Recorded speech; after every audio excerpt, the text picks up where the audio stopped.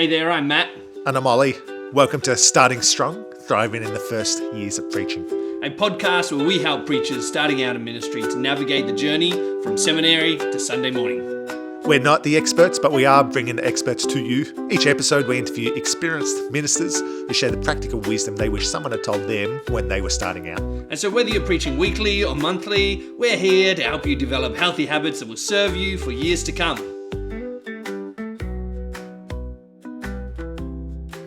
Well, hi, and welcome to today's episode of Starting Strong. I'm Ollie, good to be with you. And I'm Matt, tuning in all the way from New Merca, which is a nice little country town. The video might be a little slow, but that's all right. But also joining us all the way from Sydney is author and evangelist Sam Chan. Thank you for joining us, Sam. Welcome. Thank you. Thanks so much for having me. I'm pumped. Even I don't know what's going to happen in the next 60 minutes. Excellent. Well, we look forward to it. Now, Sam, you are an expert author and evangelist. In fact, I've got one of your books here, Evangelism in a Skeptical World. This is my favorite book on preaching, on evangelism, I mean. But you've also got a new book out, or newish book out, The Missing Piece. Do you want to tell us about that? What's that all about? All right. Well, it's an evangelistic book that you give out to friends and family at Christmas time. And it's also designed for churches to have something to hand out after their Christmas service or their carol service to all the newcomers who came. And it's to explain how Christmas gives us the calm we crave. Because Christmas is quite a frenetic time, it's quite an anxious time, but it's to show how Christmas isn't just that Jesus came, but Jesus actually came to give us peace. So the value that Jesus gives us at Christmas time. Yeah, that's awesome. And that peace is what we all crave so much. And it's also really handy to have you here on this podcast. We feel in some way you're the missing piece for our podcast. And so thanks for joining us today. That was smooth. You should go into preaching, Matt. Like, I need to learn from you. No, this is all just learning from you, Sam. But just to get to know you a little bit first, Sam, can you just give us a snapshot of who you are, what you get up to, and also what's your preaching context mostly these days? Yeah, so in case you're wondering, I was born in Hong Kong, but my parents moved to Australia when I was very young, like a 6-month-old baby. We spent 2 years in Darwin, 6 years in Adelaide. And then from the age of 8 onwards, I lived in Sydney, but starting off in the outer western suburbs of Sydney, gradually moving closer and closer to the centre. I studied medicine. I worked as a doctor for about 4 years.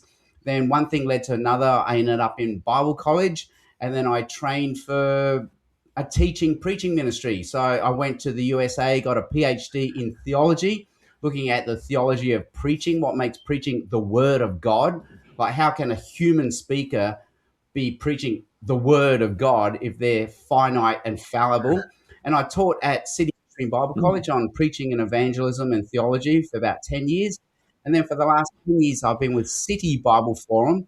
And it's just perfect. I feel like it's this frontline ministry where I get to preach, but in secular context. So maybe one way of explaining it is, if we go to seminary or Bible college, they equip us very well for how to preach on a Sunday at a church. So in other words, in a sacred setting to believers.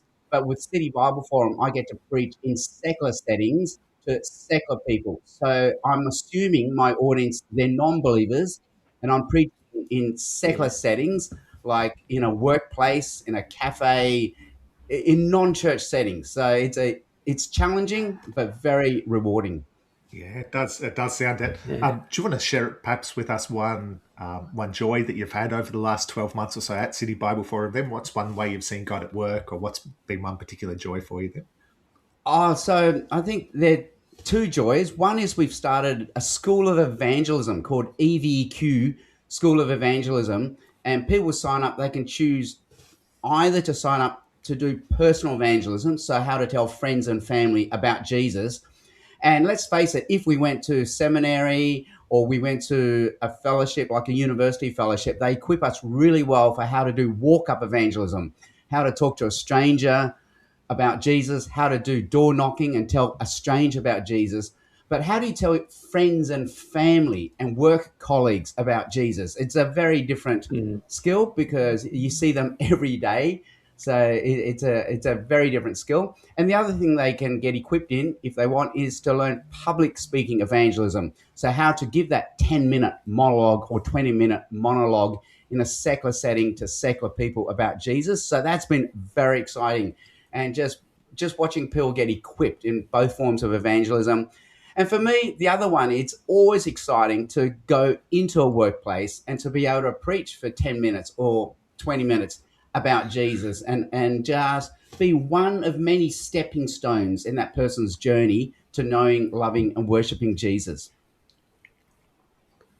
Yeah, and that sounds awesome, especially having those opportunities and thinking about evangelism for the people you have in your everyday life all the time, which is sort of that book you had, how to preach or how to talk about Jesus without being that guy. Is that the Yeah, other? yeah, that's on That's a personal brilliant book. evangelism. That one, yeah.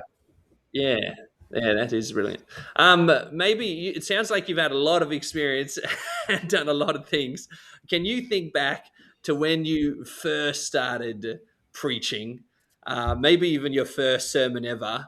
And what was that like? Was that just out of the gates and you're like, "I'm ready," or how did you go with the first Yeah, I beginnings? think out of the gates, I'm ready to do this. And maybe many of us do journey to ministry because we got very involved in youth fellowship. So maybe it begins easy. You know, you run the games, and then maybe they trust you with playing the guitar, leading the singing, and then eventually, sooner or later, they're going to need small group Bible study leaders, and every now and then there'll be a talk, and so everyone gets a go at giving a talk. And after a while, you think, you know what? I love this. I do love telling people about Jesus in either small group Bible studies or upfront public speaking. So we all sign up. We go to Christian ministry. We go to Bible college. We get equipped, you know, because we do want to know the Bible better. And I was very lucky. I had a minister who was very generous. And I look back now, I just realized how unique this minister was, because he'll look for any, I guess, keen, gifted, young Christian leader. And I'm talking young, I'm talking like 18 to 22, and let them preach on Sunday in the pulpit. And that's how we got equipped. And of course, your first one's not going to be great. It's your first pancake. But people, I bet you get better and better. It's like the first time you do anything, it's not going to be great, but you do get better and better. And someone said, your minister was incredibly generous because it was a lose lose. Now I understand. Because if you were amazing, which we weren't, but if we were, that made him look bad. Like, how does an 18-year-old preach better than the senior minister at your church? But if we were bad, which of course we were, then everyone's looking at the minister saying, well, what are we paying you for? Like, why is some young punk giving a horrible sermon? But the minister just stood by us and said, no, I'm training and equipping them. And all of us ended up in full-time Christian ministry because I guess we discovered Wow. the passion, and we thought, you know, this is good, this is fulfilling, this is worthwhile. And so I guess, yeah, right from the start. And I remember going to seminary or Bible college, as we say in Australia, and then we had preaching classes, and just being amazed that most of the students were doing this for the very first time, whereas those who are coming from our Yeah. church were thinking, okay, you know, I'm not great at this, and that's why I came, but I'm doing this for like the 20th time, not the first time. Praise God for that, and that's a good Yeah. good reminder for all of us in ministry. Be like your Yeah. minister. Look for those Yeah. to train you. You have to be so generous and humble, because if the guy preaches a great sermon, you're humbled. But I guess that's maybe something to throw out there in a preaching podcast. Preaching actually is a test of character. So when we run the EVQ School of Evangelism, one of the things we measure people on is not just skills, not just experience, but character. What is your character?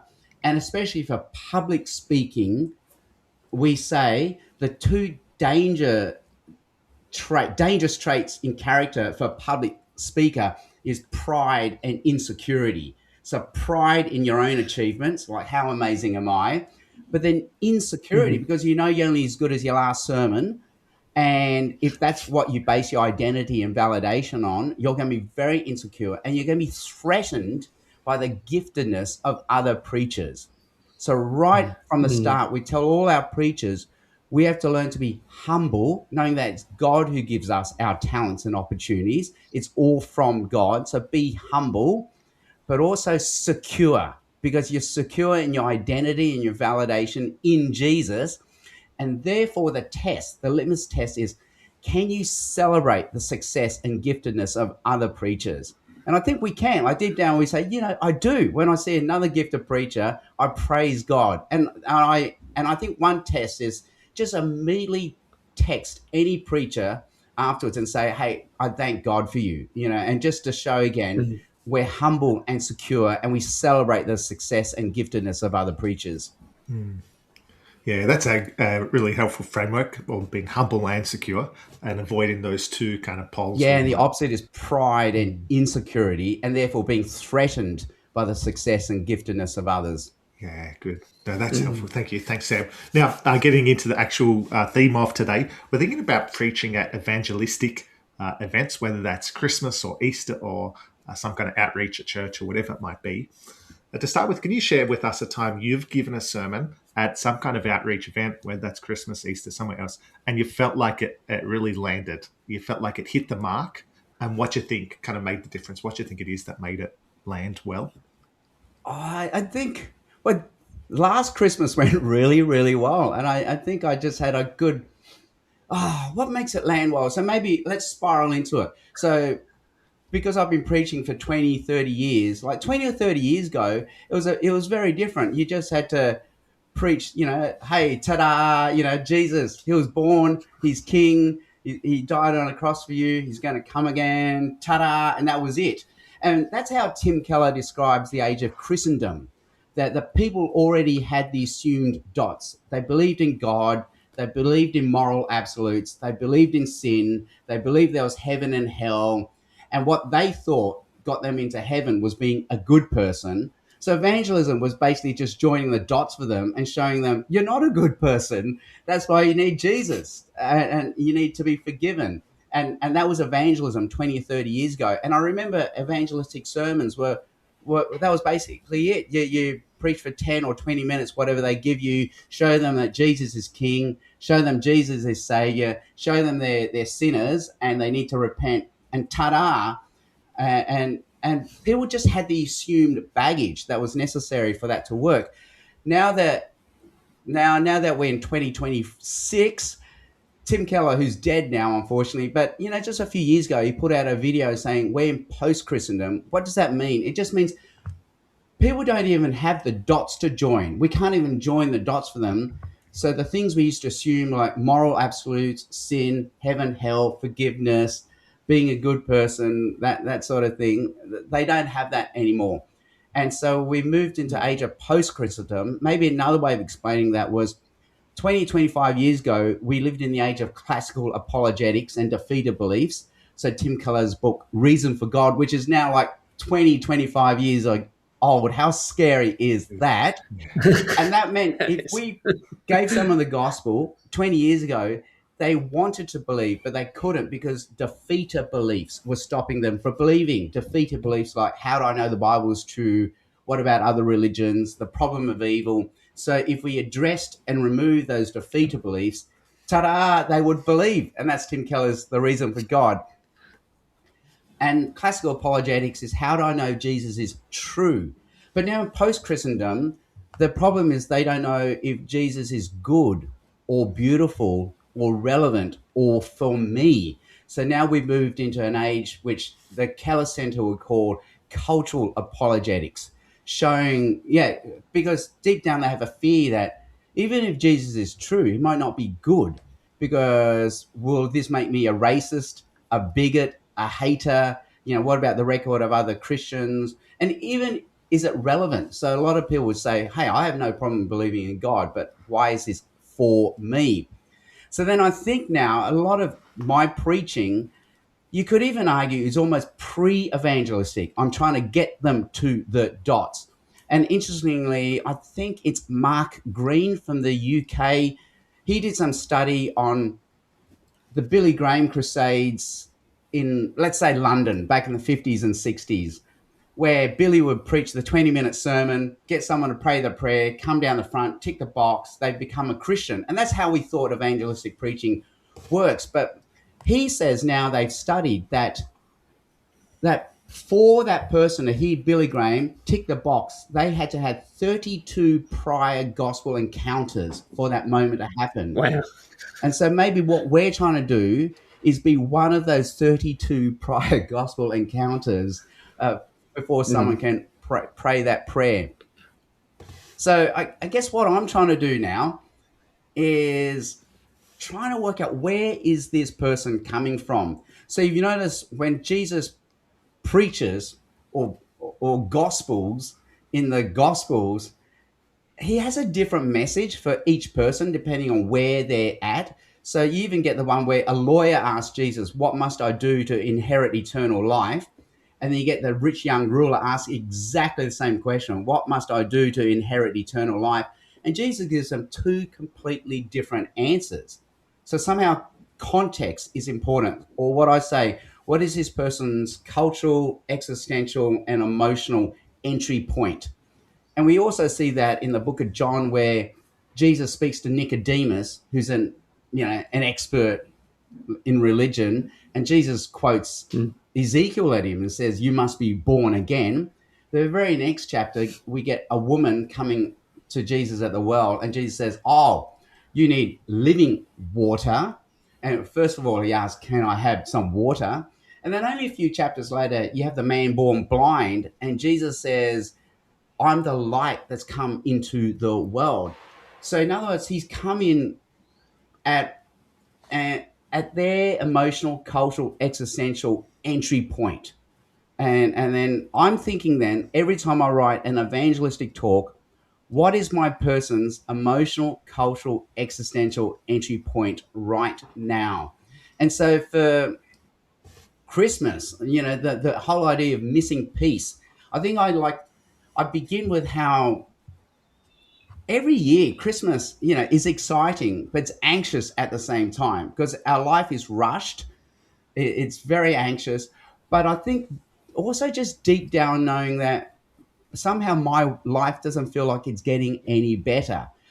Like when the older you get, Christmas comes around not just quicker, but it's an annual reminder that, I did not change like I promised myself I would. Like last Christmas or last New Year's, I promised I would be a better person, and it didn't happen. So I thought, let's begin with there and let's explore why maybe that's why we have no peace. And then I just gradually spiral in on how Jesus gives us the peace we're looking for. And I begin by saying, well, why is there no peace? Well, maybe because we got rid of the idea of God and thought that would make us happier. But actually, that's made things worse because there's no notions of right and wrong, and that makes things harder. Then I then say, okay, well, let's say there is such a thing as right and wrong. Then I explore the idea of, well, what if the problem is also me? Because we always point the finger out there on the world, so they're the problem. But hang on, what if the world is only the sum of the parts that make it up, and I'm one of the parts that make up the world? What if the problem is also me, and not just the world outside me? And then finally I come down, well, why am I a problem? What the Bible calls is sin. And what's the solution? Well, it's actually in Jesus. God sees us. So I explore the whole idea of how Christmas fulfills the promise in Numbers, where God has that promise or blessing that says, "May the Lord bless you, make his face shine upon you, be gracious to you. May the Lord turn his face upon you and give you peace." So somehow God turns his face towards us. He sees us, and that's where our peace comes from. Then I go into the whole metaphor of, I don't know if you noticed, but lately it's quite a saying to say, "Hey, I see you." And then that's why I got into that, and how child psychologists say children have a very basic need to be seen, and that's what validates them. And so that's how that Christmas talk went into. I explored the metaphor of being seen and how in Jesus God sees us.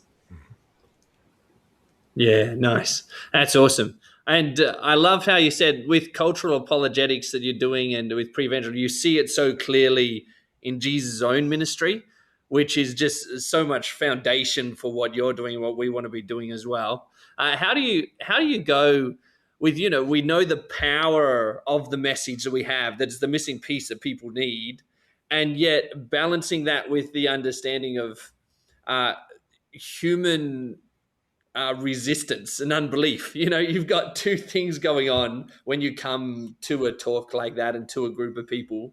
How do you balance those two ideas, confidence in the gospel and this resistance that people naturally seem to Yeah, have to the yeah. So message? people, and it's a double resistance because by human nature, we resist any new idea. We don't like to change our mind because it feels like we lost an argument. So we have a loss aversion. So, like if a Mormon or a Jehovah's Witness knocked on your door, chances of them changing your mind about your religion is zero. Like, even if they have a counter argument that's rational and convincing, you're not going to believe them. So some of you realize, no matter what, I'm not going to change my mind. And that's not even a sinful resistance. That's a normal human nature resistance. Throw in then Yeah. that we have a natural sinful resistance where by sinful nature, we run away from the truth. By sinful nature, we suppress the truth. So you think, okay, what chance do I have of converting anyone? And that's where, sorry, we have that great verse in Acts 16 where Paul and his friends were preaching to Lydia, and it says, and then the Lord opened her heart. So we know that God Mm. opens the heart, but God uses the natural means of us preaching to open their heart. So it's like Tim Keller said, Elijah, when he did the altar thing with versing all the false priests of Baal, God sent the fire on the altar. Like Elijah couldn't send the fire, only God could do it. But Elijah still had to build the altar. So God uses natural means to do supernatural work. One other analogy, which I love, is in Exodus, we have the miracle of God parting the Red Sea. And we also, okay, what caused the Red Sea to part? It's a miracle, supernatural act of God. God made it happen. But if you reread the verses carefully, it says God sent a wind. So there was a perfectly natural explanation for why the seas parted. And he also asked Moses, hey, raise your arms. So Moses had to raise his arms. And so what opens someone's heart to belief? Well, it's a supernatural act from God. Only God can do that. Only God can part the Red Sea. Only God can send a fire. But at the same time, he uses natural means. So it really could be a person Mm. having an existential crisis, or maybe a person has a friend who's a Christian who's built up enough social capital to create curiosity. And he asked, just like he asked Moses to raise his arms, he asked Elijah to build the altar. He asked us to preach the gospel. And God uses our Mm. natural means and our faithful obedience to convert someone, to open their heart. Yeah, I love that. That's a great way to think about it, both the Yep. supernatural and the natural. So thinking about us then and the natural means, and particularly when we're thinking about preaching, think about evangelistic sermons you might give at Christmas, at Easter, or wherever it might be. What's different about your preparation for that sermon than a kind of regular, normal Sunday sermon? Like, is there anything that's different as you're preparing for them? I think I'm really excited because I'm thinking this is my best chance of having non-believers in the audience. So, if maybe it's fallen out of fashion, but often churches used to have evangelistic Sundays where they used to invite me to preach. And I knew the chances were there were no non-believers in there. Like no one had a chance. No one had the time to invite a non-believer. But I know on Christmas Day there will be non-believers there. One, because maybe that's at one day a year they do come to church, or more likely they're doing it to keep their family happy. Like mum insists on them going to church on Christmas Day, so they do it to keep mum and dad happy. So I know I've got a really good chance of non-believers there. So maybe that's got me excited. So then a window into my mind, and I share this in that white book you held up, Evangelism in a Skeptical World. There was one time I was preaching at a Christmas event, and I knew there'll be non-believers there, especially because I invited a lot of non-believers from my street to come. And I asked my friend Tim Chen, who's now at EVQ School of Evangelism, but he used to be in marketing. And I said, Tim, help me write my Christmas talk because you're in marketing. You know how human minds and psychologies work. So again, using natural means to help the gospel be more persuasive. He said, well, tell me who you're preaching to. And I said, a non-believer. He goes, no. What do you mean? I said, well, a non-believer. He goes, no, try again. I said, a non-believer. Okay, I'll give you some help. He said, long story short, the non believer who turns up to church on Christmas Day is trying to do a bargain with God. They're trying to hope Mm, God will notice that they did turn up to church, and maybe because of that, their life will go well. Tim said, when I was a non believer, I went to church because I hoped this would cure my dad of his disease.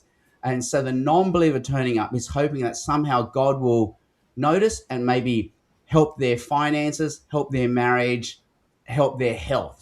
Somehow they're doing a bargain with God. So someone realized, okay, I got to get a lot more strategic now. Much like when Jesus preaches to a non-believer, he's not saying, I'm just preaching to a non-believer. He's thinking, okay, I've got Nicodemus in front of me. I need to quote mm, Ezekiel. I've got a woman at a well. I'm going to talk about water.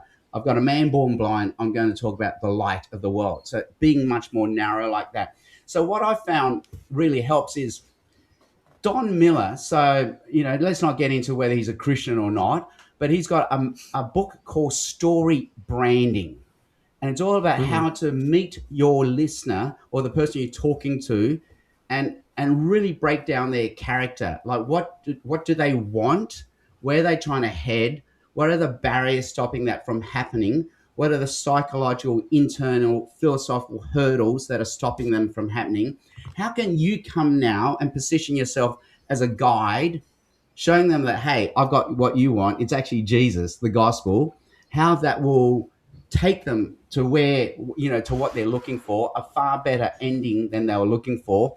And what will be the consequences if they don't take Jesus? So I think being much more analytical. And so going again into how do we persuade hearts that are closed, I think back in the age of classical apologetics, and there's still a place for this. I mean, look at Wes Huff on Joe Rogan, right? Perfect, yeah. where we try to win over the mind, and there's definitely a place for that. But now they're finding more and more the heart determines what the head wants to decide. So we actually have to win over the hearts. We have to win over the emotions and the imaginations. And that's what Jesus is doing. He's winning over the imaginations before he's winning over the heart.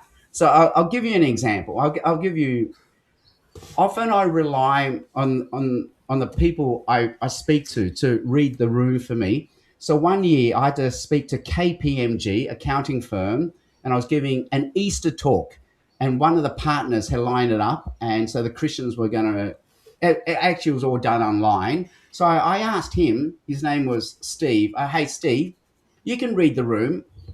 Tell me what are people feeling around this Easter? This was about 3 years ago.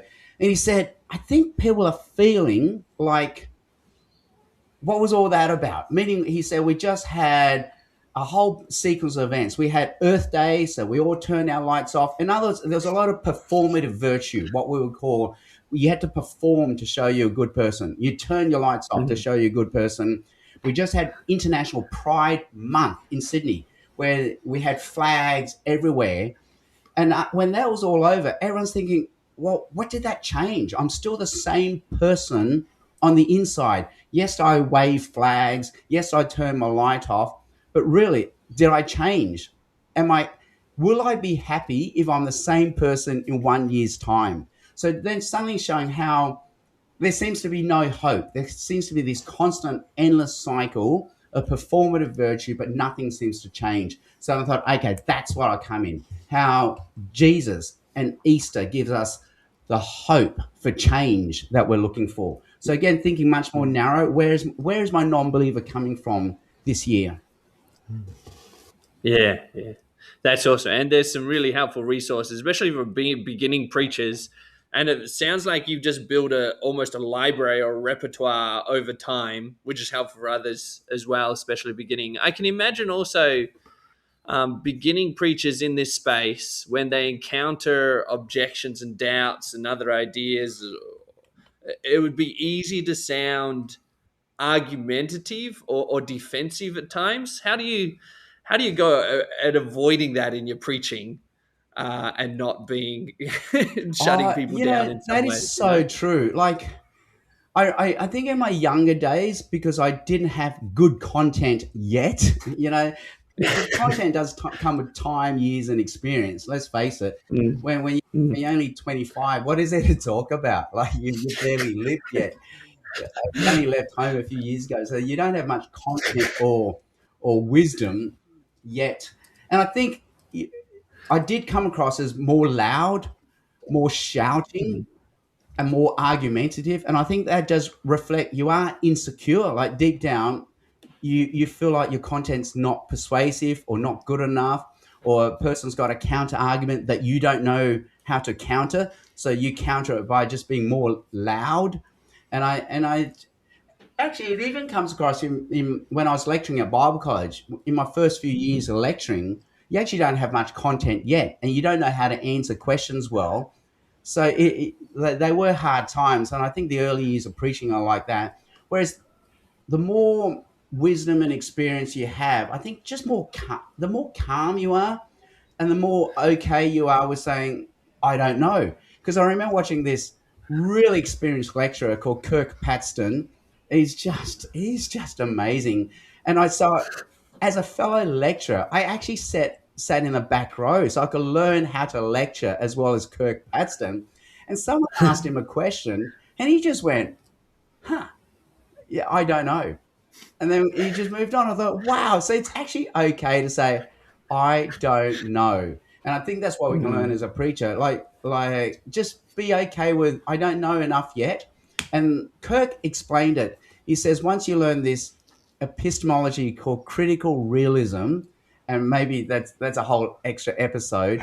Critical realism just says, you know what, we don't actually know everything, and that's okay. Like none of us can know everything, and that's why we need everyone else to know everything. And we in there we can't. Only God knows everything. But meaning it's Yeah. okay not to know everything, and we can't anyway. So it's okay. Once you realize that, you're much more secure and calm and non-anxious about not knowing everything and not knowing the answers. And now I Mm, just listen to this podcast on persuasion and how to have arguments, with people with alternate points of view. And this was mainly politics. But really, your first few words should be, oh, from what I hear you say, from what I understand you say, and then say, yeah, that is a great point. Good point. I like what you say there. And then I think begin from there. Like grant them that they have a good point. Mm. That's yeah. great, Yeah. and good to hear about that term, critical realism. Good to know you'll come back on for another episode for critical realism at some stage in Dude, the future. that is a game changer for preaching, actually, critical realism. No, that is good. So that's something you've kind of learned, Actually, in or my topical book on preaching, there's a book on topical preaching. I have a whole, I devote a little section on critical realism and how it applies to preaching. oh, okay, Nice. we'll have to check it out. That's That does great. sound good. So that's something you've kind of it took you a while to learn and to realize and to understand and change your mind that actually I don't need to have all the answers now. I can say I don't know. Is there anything else that you've changed your mind on about evangelistic preaching over the years? So now compared to 15 years ago, anything else you've changed your mind about? Ooh, I don't know. I think oh, that's so hard. I don't. Well, obviously, I haven't changed on any of the basics, but I think what have I developed? Just understanding that people maybe it's changing, but people are so post Christendom now. So like I that this is going to maybe what I'm understanding is this takes time.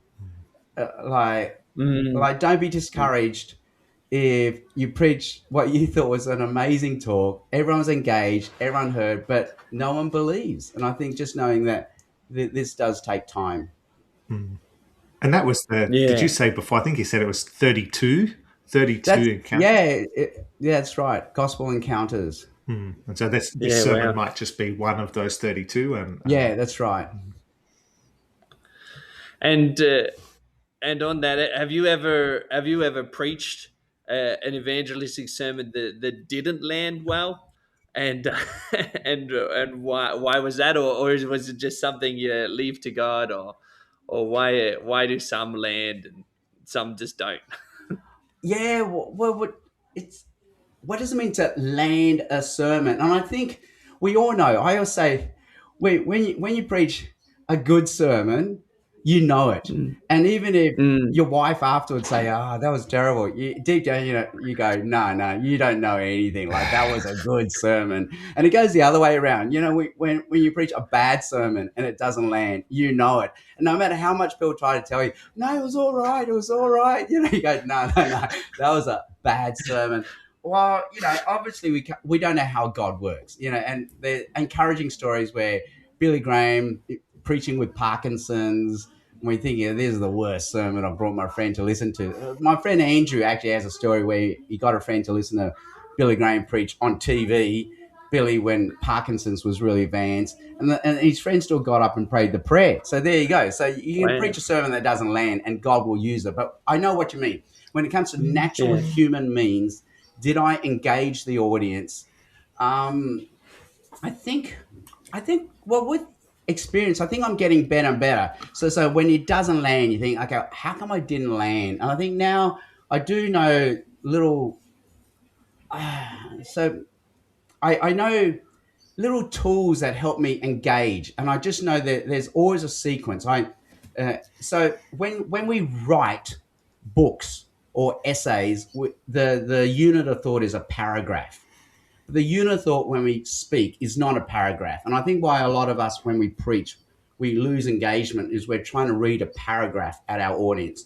So I think what I've learned is, for me, especially evangelistic preaching, and I know this is controversial, but I go without notes every time. So I preach without notes, and that way I have eye contact. And if I have eye contact, I don't lose their eye contact. So I think that's the first thing I learned. So now we're talking about natural human means, right? I know we still need sovereignty of God. So I need no notes. So I have eye contact. I like a handheld mic for some reason. And I just notice in forms of oral communication, somehow a handheld mic helps you engage. I don't know why. I invite some psychologists to work that out. And then as I teach in the EDQ School of Public Speaking, we speak in what I call modules. Then we don't speak in paragraphs, we speak in modules.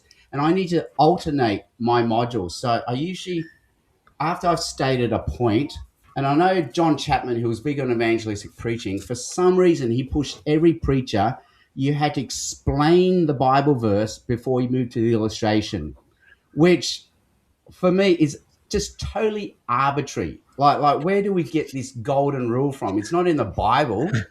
And I would argue, and Sean Potts, another evangelist, would say, no, it actually doesn't work that way. Because once we've given them the Bible verse, once we've stated the point, we're in what's called abstract propositional land. So I need to alternate, come down to concrete land. So I give an illustration to win the imagination. And usually that's a chance to alter the mood by being somewhat humorous as well. Then I go to explain. So now I've gone back to propositional. And then I go to land with a concrete module on a particular example of what I'm talking about. So I find if I go through that set sequence, state the point, give me the Bible verse, go to an illustration, then explain, but must land with what we call an example, or what Jonathan Dice calls the payload. What is the payload of this? Then if I stick to that, I find I've got engagement. And so would your a sermon or Christmas talk or Easter talk or whatever you did, so you just kind of follow that pattern. So do it for point one or whatever it might be, then do the same thing for point two. And and not rigidly, but just knowing but I know I must have an illustration. For me, it's a must. If I don't have it, I'm going to lose you straight after that point, and I'll never have you again. They say once someone jumps off the train, they can't ever get back on. They're only sitting there nodding politely, but they don't know what you're talking about. And they say, even just imagine reading a paragraph in a book where someone took out the third line. The fourth, fifth, sixth, seventh lines aren't going to make any sense. And so saying if you lose someone at any moment, you can't get them back. Your talk will not make sense. They can pay attention, but they actually don't know what you're talking about. And that's why it's critical. You got to come in with an illustration immediately to get them back into the concrete world.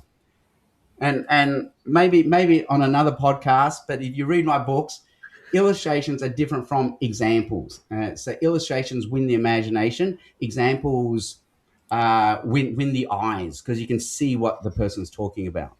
That's a helpful distinction. For illustrations, I mean, lots of people have their own method. What's your method for, I don't know, collecting or coming up with, like, how do you pull from if illustrations are so vital, how do you actually know what to use? Where do you get them from? What's that look like for you? You just, well, I don't know, you just pull them out of the air. And then they have this saying that the good ideas, good thoughts, good stories come to you, not directly or linearly, but when you're out going for a walk, a bike ride, or even having a shower. So sometimes I joke with my boss, Mark Leong, I'm writing my Christmas talk. I'm going to need a story for the introduction. I'm going to need a story for the conclusion. I'm going to need a story for each of the 3 points. So I need 5 stories. So I'm going to have 5 showers today. And it works. You jump in the shower, then got it. I got the starting. So the point with the illustration, which is different from the example, the illustration is lateral. It's not direct or linear. So you're trying to win over the imagination. So you just need a power line that you end on that transitions people back to what you're trying to explain. So I'll give you an example. Just the other night, I'm trying to explain why Australia right now has an unfair advantage when it comes to evangelism because we've been in post-Christendom 20 years before the USA has. So now they're looking to us for leadership on evangelism. That's why they're looking to John Dixon, Glenn Scrivener, people like that, because we've been in post-Christendom land before they were. So that's an unfair advantage. So how can I illustrate that? There's probably 200,000 different ways you can illustrate that right now because there's no one way of doing it because you don't have to be linear. So I went with, okay, my youngest boy plays AFL, but his disadvantage is he's very short. You have to be tall to play AFL, like basketball. His disadvantage is he's short, but he's turned his disadvantage into an unfair advantage because he's closer to the ground. So he's really good with the ball on the ground. He's a really good scrapper. So he's turned a disadvantage into an unfair advantage over his opponent. And that's Australia. We turned our disadvantage that we've been post-Christendom, post-churched, post-reach for 20, 30 years, but now it's become our unfair advantage because we've become hardened, wiser, and more experienced at how to do evangelism in a post-Christendom world. So can you see it work? Yeah, but it's got to come laterally. You can't think, okay, I'm trying to illustrate this. Whoa. No, you got to jump on a bike, go for a walk, have a shower, and you think, got it, that will work. No, that's good. That's good. And it's always a challenging part of it all to be able to bring that home well. And I think especially, for evangelistic preaching, because you're a secular person has not sat in a 10-minute monologue ever in their life. So Christians are trained to do it out of habit. They know how to sit still for a 10 or 20-minute monologue. A non-believer, never in their life have they had to sit at it for a 10-minute, let alone a 20-minute monologue. So you have to give them illustrations. Yeah, it does make it a lot more challenging, doesn't it? What are some other, I don't know, pitfalls or things that new preachers in this space often get wrong that, for new preachers just starting out, what are some things you would like to warn them away from so they don't trip over in this attempt? Okay, that's really good because I think in my early days, because I only got taught in one way of doing evangelism, one way. And because, I was a boarder at Moore College, I hung around with all the students there. I went to all the John Chapman evangelism seminars. I read his book, Know and Tell the Gospel. I got trained in 2 Ways Live, which, is a great 6-point summary of the gospel. So every evangelistic talk sounded like 2 ways to live. So it didn't matter which Bible passage you gave me, didn't matter which topic, which event, somehow you got 2 ways to live coming back at you.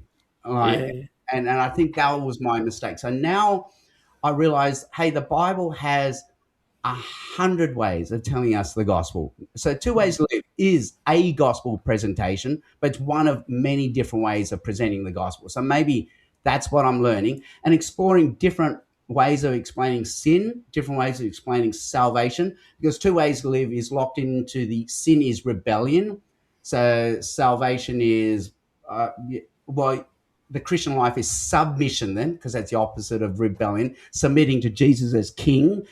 But in the Bible, we can explain sin as shame. We can explain sin as falling short of God's standard for us. We can explain Jesus not just as king, but as shepherd, as he's even brother, friend, husband. Like there's so many ways to explain Jesus. And if we're using a Bible text, there's usually a metaphor for sin and salvation and who Jesus is in that text that we can stay true to. Yeah. Yeah, that's helpful, and it's I certainly feel like I've fallen into that trap and pitfall before of just shoehorned the way to live in. So that's a helpful reminder. We're coming towards the end ish of our time together. So you've just said about kind of what not to do, avoid the pitfall of just squishing into ways to live, and be more thoughtful in terms of how you explain sin and different concepts. How would you try and distill all of what you've said today into a, I don't know, 30-second, 60-second kind of summary of what we should do then? What, like if our listeners only hear this, how would you summarize it? Oh, that's good. Because what is end game? So, if you jump in a car, what makes it a good car trip? Well, you got to where you're trying to go. And then you think, well, when I preach evangelistically, where am I trying to go? Now that I know, it's not to get them to pray the prayer, tick the box, come down the front, because that may not happen. And even if that does happen, now we have a different theological problem. So let's not go into that. But so if I'm driving my 10-minute, 20-minute evangelistic talk, where do I want to be at the end when I drop the mic and when I walk off? I say, I just want for the non-believer who turned up to hear this talk to walk out and think, Jesus is more livable, more beautiful, more imaginable, and therefore more believable than he was 20 minutes ago. Mm-hmm. Yeah, what an awesome goal to have, isn't it? That makes Jesus look so much more glorious, which is the point of it all, isn't it? Which is brilliant. And just maybe ending with some wisdom from you, Sam. If we zoom back a little out of the evangelistic preaching world and just ministry in general, if you could go back in a time machine to your younger self in this path that you've taken, what's some advice that you would give to yourself in ministry?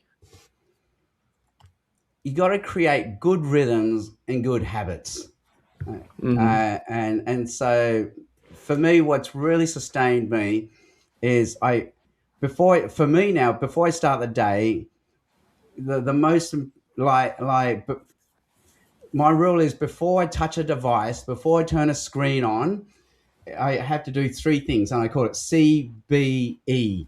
C stands for coffee. Just make yourself a coffee. Like before you touch a device, make yourself a coffee. And that triggers me to now read the Bible.